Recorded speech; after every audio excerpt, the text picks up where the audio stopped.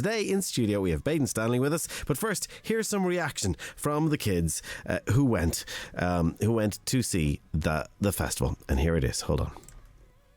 I thought Narnia was really good. My favourite part was when we got to see Aslan. I thought Narnia was excellent, and my favourite part has to be the waterfall. Narnia was really good, and I liked the dragon. It was really good, and the snow at the start, it was good as well. I really enjoyed Narnia, and my favourite part was the dragon.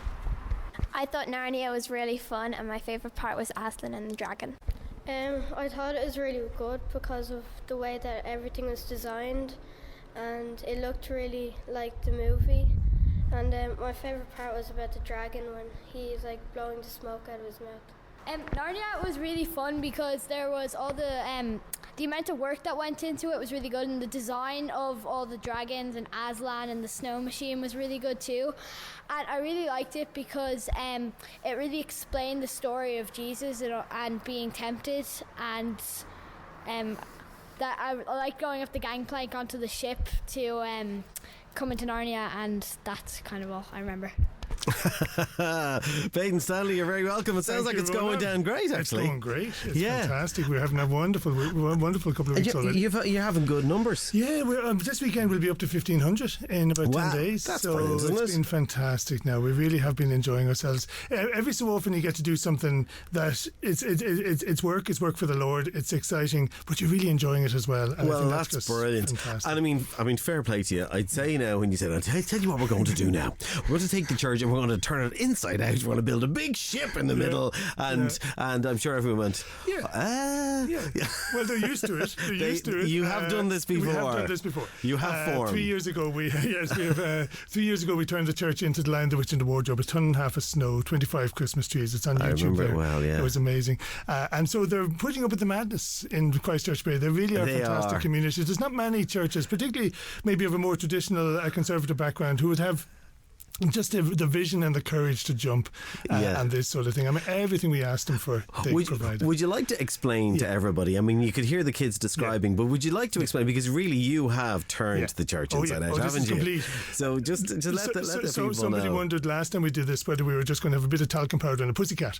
But we've done a little bit more than that. And what we've actually done is we have built a 45-foot ship, in a single-sail ship in the church. Wow. You come up the gangplank, as one of the children was explaining. You go through the picture frame into the land of Narnia. You have this amazing opportunity from the deck of the ship to see some of what's going on, but really it's a huge church. It's a massive church that seats maybe 1,000 people at capacity, and so we've curtained off areas, so from the ship you don't get to see what's ahead of you, but you go down the gangplank, you get to walk the plank. How many times do you get to walk the plank? Exactly. There's value right there. To the Duffers Island and the snow machine that is causing so much excitement among the kids, because we all love snow. There's just something about wonder and all that. And you go around the islands and you visit each of the islands, the Duffers Island, the Lone Island, with its theme of slavery.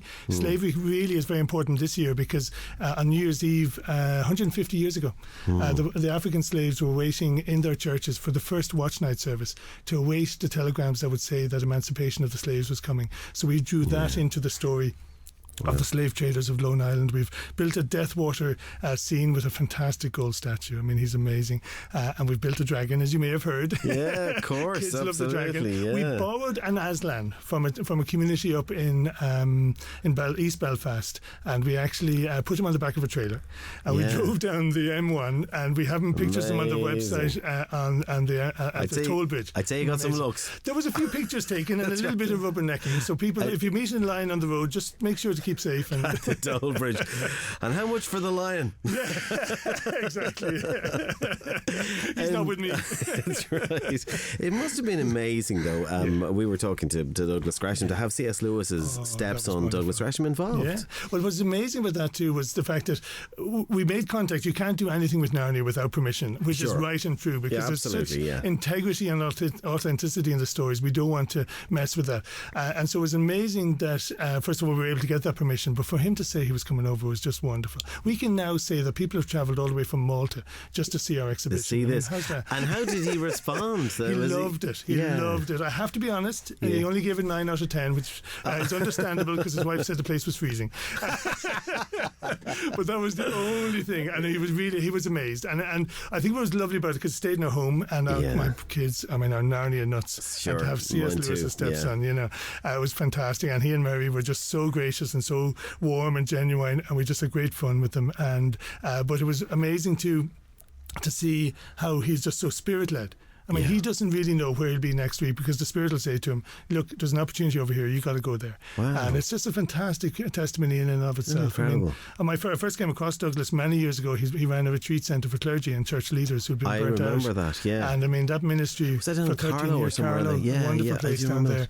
And for 13 years, and it nearly burnt them out. They did so much for people. And many's the people who got resourced and helped and healed. And absolutely. And a great ministry, like in their generous spirit. So, no, we were delighted, and really he set the thing up so well, and we just have had such a great response from people. Really good. And of course that's a little bit of encouragement for you, because you are doing something that was just fairly wild in terms of your average Church of Ireland, which is really I'd say the whole Narnia thing has been a bit of a discovery for a lot of people, in the sense that there was a layer of kids who read Narnia in the kind of the 50s and 60s because they were being written at the time, and then I suppose the movies helped again. I remember I picked up an old battered version of Prince Caspian when I was in the mid-70s, when I was in primary school, and didn't know anything about The Lion, the Witch and the Wardrobe. It was in school, and I read it, and I read Caspian and then read back from Caspian. But it was and I remember picking it up and going, there's a terrible cover on this is awful, and then realising, oh my goodness, it's a brilliant story. My kids, because of me, basically, I just introduced it. Would you say that what you're doing now is introducing the whole Narnia thing to a whole new generation of kids? It is, and I think that's something Douglas picked up on as well when he was here, because I think he was amazed at the opportunity in a church for people not just to get the Narnia thing, but to get the Christian thing behind it, because so many people have just made it, including some of the people involved in the movies over the years, have been making it less Christian and less focused on its integrity or whatever. But no, I think putting something like this into a church where people walk in and just don't expect to be standing on a ship. You don't expect to have a running waterfall in the middle of your ship. Going to make a sermon on Ezekiel 47 is coming, folks. Okay, it's going to be an amazing sermon. So so I think it's awakened that, but it's also awakened the connection. We tend to think of Lent as a time of giving up or taking up something, and really what's happening is people are really connecting Lent back to temptation.